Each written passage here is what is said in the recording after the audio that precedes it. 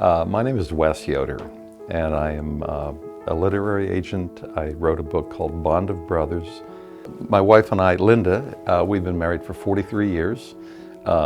It's rather surprising to us. A lot of people didn't think we would make it. We are parents to 2 children and we have 3 grandchildren.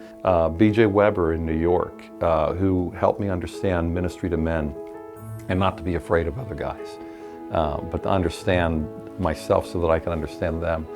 Absolute mentor to me, and I commend B.J. Weber to anybody who will listen to a mentor, anyone who will listen to the wisdom that comes out of this old hardened rugby player who's been made gentle by Christ. There is a modern idea in the church about accountability. Part of it's biblical and part of it's not. When guys think about mentoring, a lot of times they're thinking about accountability structures. You cannot change a man's behavior or his life by control. You might be able to change some of his behavior by control, but you can't change his heart. And the biblical accountability is all based around love. It's like, I don't want to have to come to you, Terry, and tell you that I was unfaithful to my wife if you're my closest friend. I don't want to do that.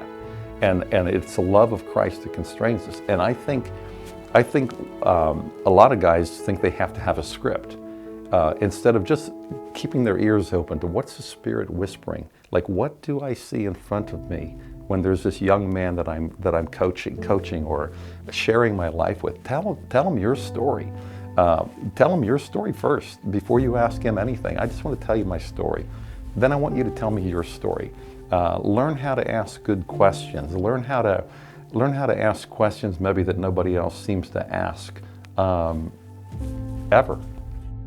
You do not have to have all the answers. You just have to be available and just look.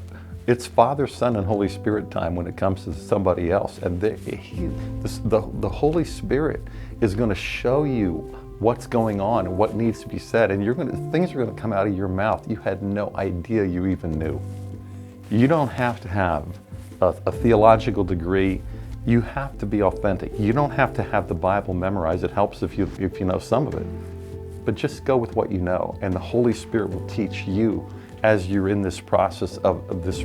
It's a relational process. It's friendship. It's love, and you know how to do that already.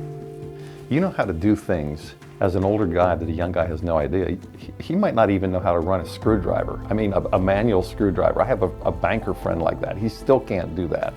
But you do. You have gifts and skills that you don't even know you have that he's going to be interested in. Maybe you know how to do woodwork.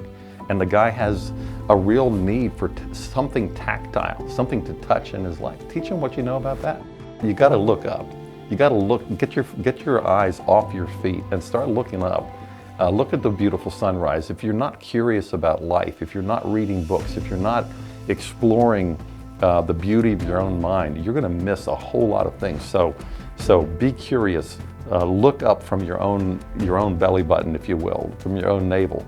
Do the introspective work that you need to do, but look up and see what's around you, and be aware of who the Holy Spirit puts in front of you on a day-by-day basis, and your day can be filled with meaning, with joy, with just the sense that you are in a community of life that matters, and you as a human being matter immensely. God didn't send Jesus to the world to take away our humanity. He came to give our existence as human beings dignity and life and meaning, and He will do that for you. My question to you is, what has God reserved in the universe that only you can discover? It's not nothing. It's something. It could be something as beautiful as a poem or a song or a book, or the way to to improve some invention. It could be some patent. It could just be the way that you live your life, the relationships that you have in your community, motivated and filled with love. It could be anything, but what you have to believe that God has something for you to discover that's unique to you, or He wouldn't have bothered to make you.